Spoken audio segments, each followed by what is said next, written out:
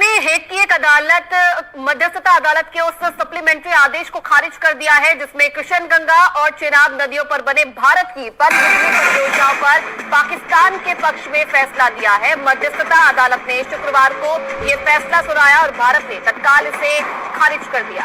के प्रयास पाकिस्तान यहाँ पर कर रहा है और ये उसमें से ही एक प्रयास था मध्यस्थता अदालत का, जिसके यहाँ पर भारत ने पूरी तरह से खारिज कर दिया है। विदेश मंत्रालय ने इसको लेकर कहा कि हम इस मध्यस्थता अदालत को नहीं मानते हैं क्योंकि ये गैर कानूनी तरीके से गठित की गई है और 1960 के सिंधु जल समझौते के हिसाब से मध्यस्थता अदालत का गठन नहीं कर सकते हैं।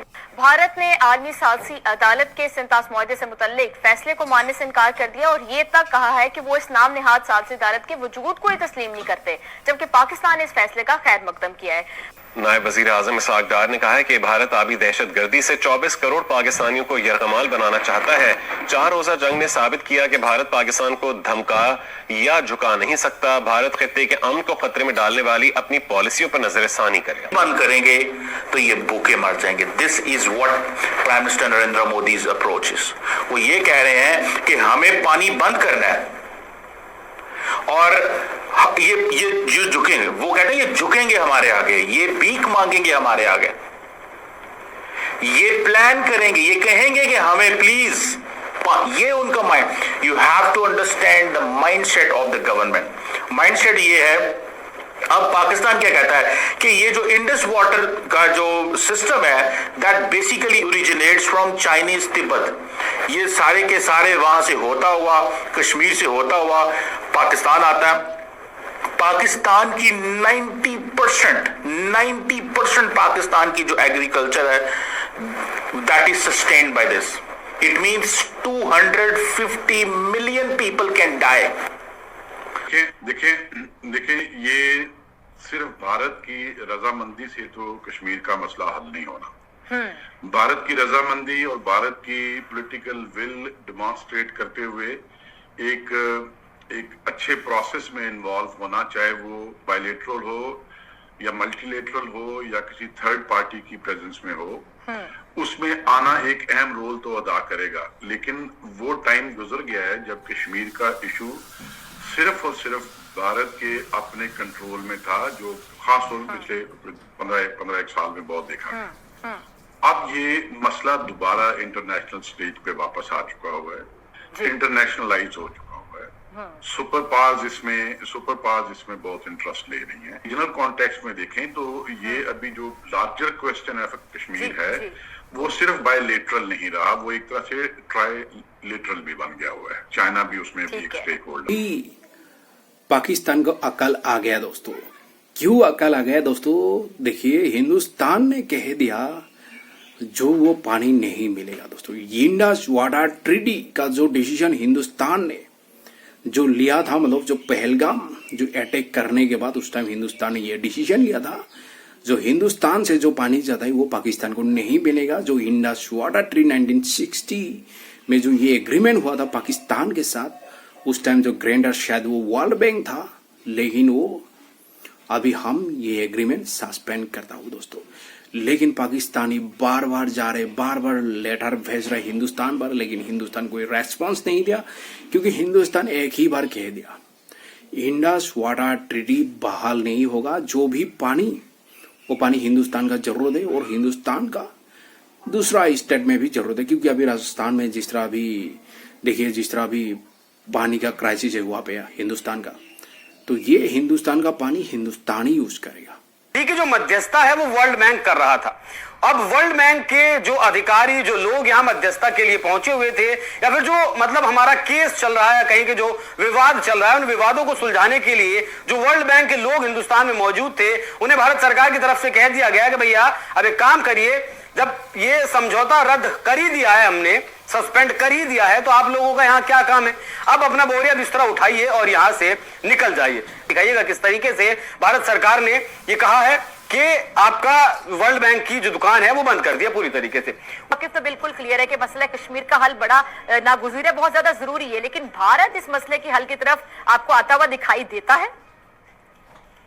मैं आपकी तरफ आऊंगी जौहर सलीम साहब, फिर मुनीब आपकी तरफ आती हूँ। जौहर साहब, चूंकि आप फॉरेन सेक्रेटरी भी रह चुके हैं और आप बड़े अच्छे तरीके से समझते हैं कि सफारती सतह पर जो मामला होते हैं उनसे कैसे लड़ा जाता है, कैसे वो डिप्लोमेसी होती है, वो भी एक वॉर होती है, वो कैसे की जाती है। तो सर, ये जो आलमी सतह पर इंडिया बड़ा एक्टिव हो गया है, तो बहुत ज्यादा इन्होंने वहां पे भी जाके सबूत नहीं दिए। फायद साहब, जिस तरह से भारत आलमी कानून की खिलाफ वर्जी कर रहा है, पहले भी डिप्लोमेटिक महाज पर जिस तरह से हजीमत का सामना करना पड़ा है, अब एक और डिप्लोमेटिक ब्लंडर, क्या लगता है कि भारत मजीद आइसोलेट हो जाएगा इससे?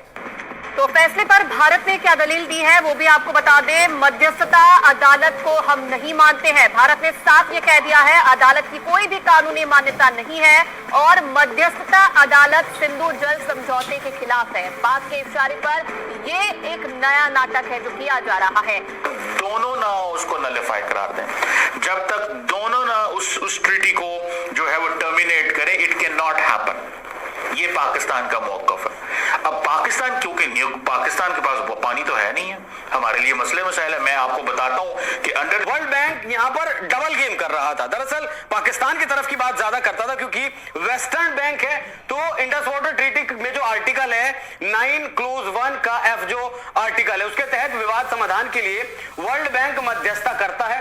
पहले परमानेंट इंडस कमीशन, फिर न्यूट्रल एक्सपर्ट और आखिर में कोर्ट ऑफ आर्बिट्रेशन में मामला जाता है। लेकिन यहां क्या कर रहा था ये वर्ल्ड बैंक, यहां परमानेंट इंडस कमीशन और न्यूट्रल एक्सपर्ट को एक साथ लेकर चल रहा था। जो भी मामले थे उन दोनों को एक साथ यहां सुनवाई कर रहा था।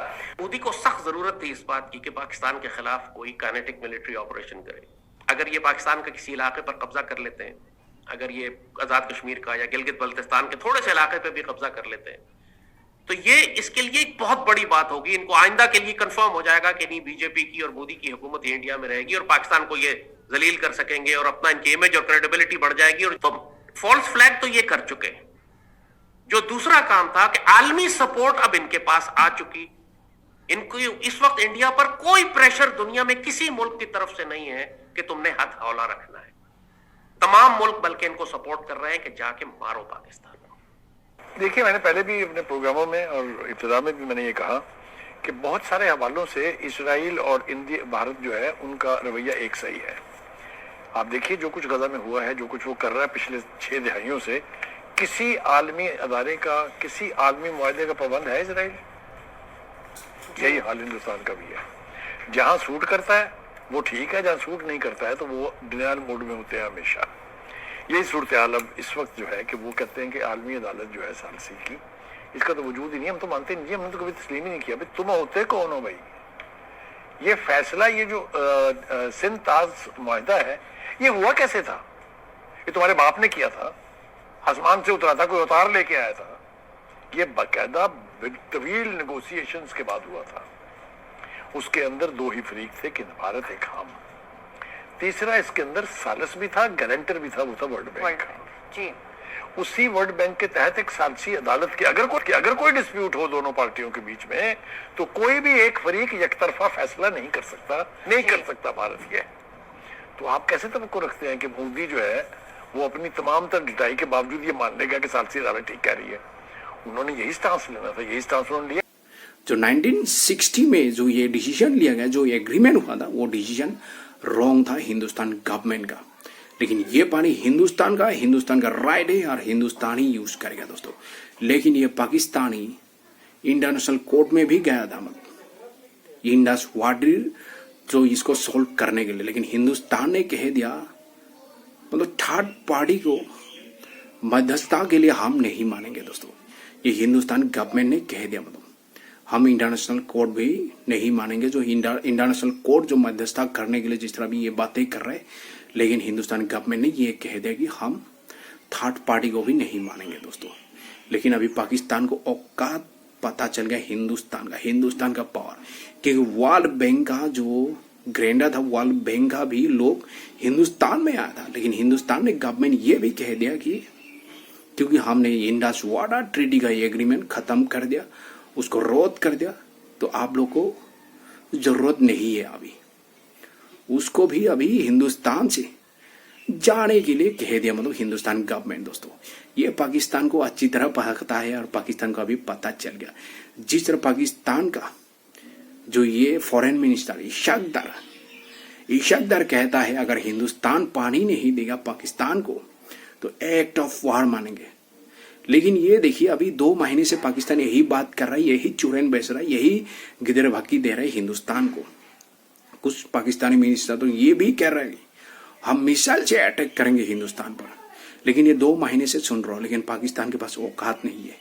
अगर हिंदुस्तान को अटैक कर गए वो पाकिस्तान को अच्छी तरह पता चलेगा, मतलब क्योंकि ऑपरेशन सिंदूर में किस तरह पाकिस्तान का पिटाई हुआ, हिंदुस्तान ने फोर्स ने किस तरह पाकिस्तान के अंदर घर में घुस के जिस तरह पाकिस्तान का पिटाई हुआ, वो पाकिस्तान को अच्छी तरह पता है। लेकिन पाकिस्तानी वही करेगा, वो पाकिस्तान चैनल में बैठ के चिल्लाएगा, दूसरा कंट्री में जा रहे भाग भाग के मतलब हेल्प मांग रहे, मतलब हिंदुस्तान से बातचीत करवाने के लिए जो इंडस वाटर, क्योंकि देखिए ये ही पानी से पाकिस्तान का 80-90% डिपेंडेंट। अगर ये पानी नहीं मिलेगा ना दोस्तों, जो पाकिस्तानी का जो फार्मर जो 80% डिपेंडेंट यही वाटर से, मतलब ये लोग जो फार्मर वहां पे खेती करते हैं, अगर ये पानी नहीं मिलेगा ना पाकिस्तान को पता चल गया, मतलब पाकिस्तान को अभी पता चल गया मतलब हिंदुस्तान ने क्या कर दिया। अरे हिंदुस्तान ने जो डिसीजन लिया है ये बहुत बड़े डिसीजन बोलना पड़ेगा। ये नई भारत है, ये पहले भारत नहीं है, ये नई भारत। नई भारत ये दहशतगर्द को बर्दाश्त नहीं करेगा।